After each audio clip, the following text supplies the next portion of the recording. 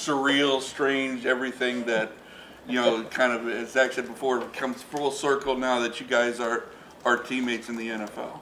Yeah, I mean, I would just say, first off, I mean, the game, in itself, the up north and Ohio State rivalry is insane, from day one, whenever you attend these prestigious colleges, that's the main goal. So, but, being my rival my first, my 3 years throughout my career, then finally being teammates, yeah, it's crazy to, see them in the building. I'm going to be seeing them day in and day out, but, I mean, we're brothers now, and it's all about that. What kind of reaction have you gotten since last night from just Northeast Ohio, friends, family, as you gotten to hear from more people about being with the hometown team? Yeah, being with my hometown team has just been a blessing come true.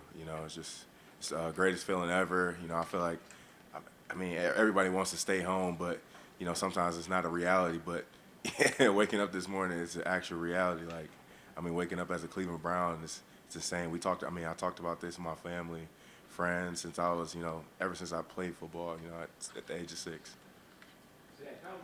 Playing in that style offense you had there at Michigan, how will that prepare you for the NFL? Yeah, I mean, I think it's perfect. We were a run-first offense for sure, run the ball a lot, and then they start stacking the box, hitting with the play action. But, I mean, JJ was able to pass the ball too, so I think we were pretty diverse, and able to do a lot of things. So, I'm excited to see how that's going to help me translate to the NFL.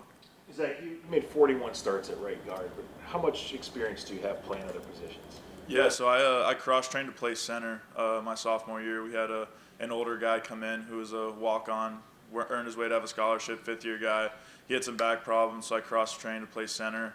He was able to make it through the year, so I never had to play. But I played center in 2 spring games, 2 springs. So, I have experience there, just never any true actual games.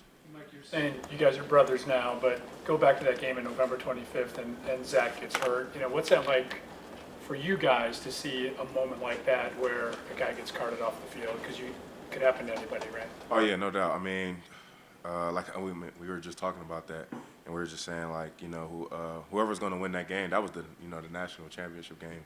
So, and they won a national championship, so it was no coincidence. But, I mean, just seeing that, and, it's obviously the biggest rivalry of all sport, but, I mean, just to see that out there, and, I mean we even prayed for him after, when that happened. So, I mean, it was just real tragic to see that. I mean, he's a hell of a player, and, my teammate now, my brother, but, we were just real. I mean, because when you go out there against those guys, you want to play against the best. You don't want to go against, no offense to anybody, but, the second or third, you want to go against the top. I mean, and this game is all about competing.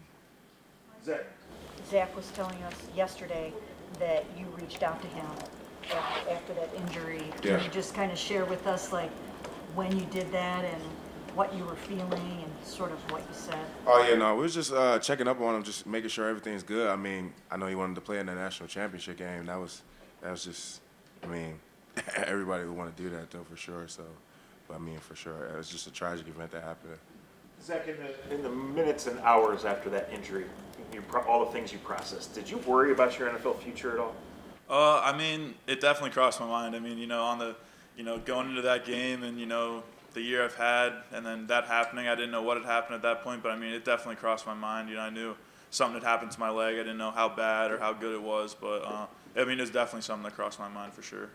Where that you could actually feel something with the bones as you were being Yeah, so like when the doctors came out, like my leg was kind of sideways, so like they straightened it out, and like I could feel all the bones like in there like crinkling kind of and touching. So it wasn't the best experience, but we got through it. Best case scenario. So where are you health-wise? Have you hit all the checkpoints, and where are you in terms of your rehab? Yeah, so I'm cleared for everything. So at this point, it's just building the strength back up, building the stamina. But the leg's healed, so at this point, it's just building the calf strength and the muscles around it back up. You weren't able to work out for any teams? No, I made a video a couple weeks or a week and a half ago that I posted on social media, but I didn't work out. No, sir. You're going to be in a room now with Wyatt Teller and Joel Bitonio. What do you hope to learn from those two guys, and just how exciting is it for you to be in a room with two of the best in the game? Yeah, I mean, I'm pumped to have two guys like that, that have done it and are doing it at a high level. I mean, just I'm pumped to come in, be in that room, and just learn from them. you know, just see how they go about their everyday lives, you know, how they prepare, how they attack practice, all that kind of stuff, and just, you know, mimic and attach on them at the hip and just try to grow. Did you attend Browns games as a kid? I think I've been to one. I can't remember which one. I was real young. A ton of family in town, or can you sort of describe what your family and friends situation is like here? Yeah, so I don't have too many family members in here. Just my mom, you know, my brother, and that's just about it. Yeah, really. Part of you hoping to go somewhere else just to get, you know, to kind of broaden your horizons? Maybe you spend all your life in Ohio. Like, did part of you think, okay, I might get drafted somewhere else?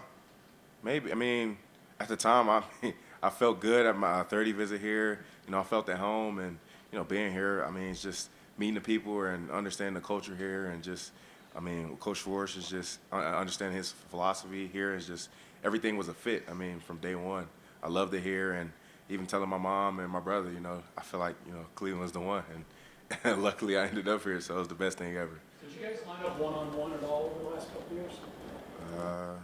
In the game? Yeah, a couple we did times. A couple times, yeah. Yeah. He got me on one play. He got me on one play. No, he definitely. Yeah, it was a pretty good battle. You know, he would get me a couple times, but it's all about competing at the highest level for sure.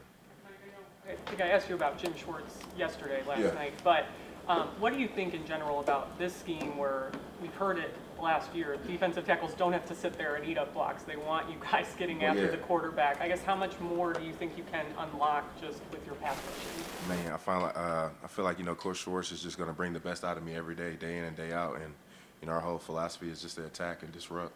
So, you know, just having that mentality and that mindset to finally be able to let the dog on leash, that's the best thing ever. Were you a huge Browns fan growing up? Yes, ma'am. And if so, who were some of the players that you identify with, or what are some of your Browns memories? I remember when Johnny Manziel got drafted here, Trent Richardson. That was the best thing ever. I mean, I even still watch like little highlights and stuff from like the old things. But yeah, it's just a dream come true to be a Cleveland Brown here, growing up here, been here my whole life. So just a hell of a feeling. So like being a published author. Yeah, you know, we got a little kids book. You know, it's interesting for sure. You know, when NIL came out in that whole space, and then, you know, this guy had reached out to us like, I think you guys should make a kids book, and I didn't really know what to think at first, and then you know, we spent a good amount of time on it. A lot of help from our parents and our moms too, for sure. Make sure it sounded right. Were you and Whipley good friends? Oh yeah, that was so. I can't remember which season. I think it was the 22 season. That was my sophomore year. May have been junior or senior year, but yeah, he was my lifting partner. So like in the off season, so like that whole winter, spring. I mean, he was my lifting buddy every day, and you know, Ohio State, we compete every day, even in the weight room. So just being able to understand, you know, people from different backgrounds and different ethnicities, and just be able to create a close friendship and brothers for life. And Ohio State is all about the brotherhood, and be able to be with him every day is just. Yeah. Is he happy? Yeah, yes, sir. It's hard work working on the interior of the defensive line. What do you love most about it? Disrupting. I mean, just causing havoc. You know, I mean, I feel like the best thing ever is just making a quarterback, you know what I'm saying, like just look at you pre-snap and, you know, just just having that anticipation, you know, just disrupting. That's the whole thing at D-line, and just chasing after a quarterback all day. I mean, it's the best thing ever. Hey, Mike, you moved to Streetsboro. You know, how did that affect your football journey? What role did Streetsboro and, you know, Pete Thompson play in where you are now? Yeah, so when I moved to Streetsboro, it was all new to me because they weren't like big on football. You know, they were a little bit more basketball, wrestling. So it was kind of all new to them when I came out there. I came from Cleveland Benedictine. So, I mean, they were a football school, football, basketball. So they kind of knew the woodworks of that. But going out here, it was just kind of like changing the culture. You know what I'm saying? They didn't know too. You know, they haven't won a conference championship in I think like a decade or something. So, you know, to be able to provide them with, you know, and be a help to the team and bring back multiple of those and make multiple playoff appearances, I mean, that was the best thing that ever happened. Your story began together in a way that you would not necessarily have wanted it to. But what would you like the ending to this story to be for you two guys together? Yeah, I mean, it started off, I mean, like how it is, but I mean, let's go win a Super Bowl. Why not? You know what I mean? So I mean, guess we were enemies in college, but you know, now we're brothers. Now we're brothers and teammates. So. Right. I saw on your social media you've gone gator hunting in the past. I don't know if you know Wyatt Teller is also big into that. Are you excited to get to pick his brain about? Yeah, no, I'm excited. I'm a big outdoors guy, you know, hunting and fishing. So, you know, whenever I get some off time, it wasn't a ton in college, but, you know, whenever I did, I like to, you know, get outdoors and do that kind of stuff. So I'm excited for sure. With Joe Thomas. I know. Yesterday you mentioned Larry Johnson, what a big influence he was on Yeah. you. I guess in what ways and how do you think he most helped your game? I mean, I feel like Coach Jay helped me. I mean, he's helped me tremendously on the field, of course. You know, just understanding pass rush and all that, and just how to cage the pocket and all that, and how to be a disruptor. But I mean, I feel like the biggest thing he helped me is just off the field. You know, he's my mentor, and he was my sports psych before I was in the sports psych. So, you know, just being transparent with him and being able to talk to him about anything, I feel like that was the best thing that could have happened for me and him, and just to have that real close bond and that relationship, you know, it really helped me as a player. You said you've been cleared, and now it's just a matter of building up your muscles in that leg.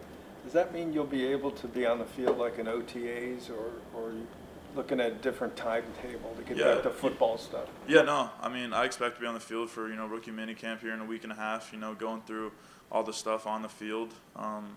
You know, and just see what goes. But my leg feels really good now, so I expect to be on the field.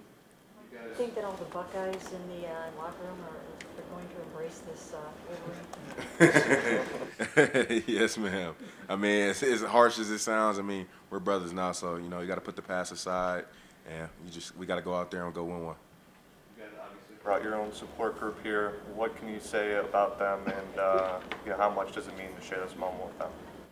Yeah, I mean, I got my parents here. I mean, they've been a huge part since, you know, the very beginning. You know, my dad played in college, so I mean, my earliest memories are, you know, just watching college football games and, you know, when he was my coach playing flag and, you know, Pee Wee tackle football. So it's pretty surreal to, you know, be here, be a Cleveland Brown, and, you know, just have them by my side for the whole way has been unreal. Yeah, I feel like it's just a great experience to have my mother, my brother, my girlfriend, and my son here, you know, just to be able to provide my son, just be able to have him look at me, you know, later down the road when he gets older and watch this and, you know, see his dad doing something positive. I feel like that's the greatest thing ever as a father. But, I mean, just I love my mom, and she sacrificed so much for me and my brother, and I know she's going through a lot of emotions right now. So just real thankful and real appreciative of her, but also, you know, just give all the glory to my Lord and Savior, Jesus Christ. You know, without him, I'm nothing. You had allowed no sacks and committed no penalties, you know, your senior season, obviously until it ended prematurely. But how much pride did you take in that, and what went behind you reaching that level of play? Yeah, I mean, I think it just comes down to, you know, fundamentals, the dudes around me. I mean, our whole line, we mesh really well together.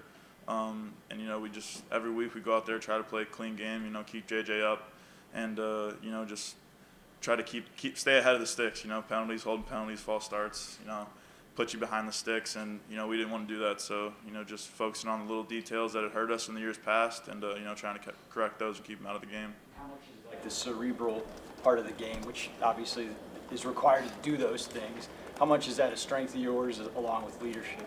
Yeah, I mean, I think it's a big part of my game, you know, being able to, you know, adjust on the fly and do all that kind of stuff and adapt. But, I mean, I think it's a strong part of my game for sure. Injury, I guess, Zach, make you have like a different appreciation for the game? I mean, I know it sounds like it obviously could have been much worse, but how did going through? Yeah, I mean, it definitely did. I mean, this was the only injury that has ever taken me away from the game ever in my career, especially, you know, through the last couple seasons, coming into this season, coming back for the last year, it being the game against Ohio State, senior night in the big house, all that kind of stuff. I mean, it definitely brought like the appreciation and love that I have for the game back, because, you know, I missed being out there with the boys. You know, I want to get back on the field. I want to, you know, start producing and doing all that stuff again. And it really did bring the love back. You know, I've been going on a great run, and to have it all taken away really hurt. So, you know, I'm excited to keep grinding and get back out on the field. Were you surprised the Browns picked you, or was there an indication they were interested in you? Yeah, I mean, I had a great formal visit with them at the combine, and we had talked, and you know, with my agent as well. You know, I knew they had liked me, and you know, when those picks were coming around, I had my fingers crossed, and you know, when the phone rang, I was super excited. Were you, before the draft started, were you hoping to get reconnected with Harbaugh? I don't know if I'm a West Coast guy, to be honest, but I would have been happy, you know, if he would have taken me as well. Yeah.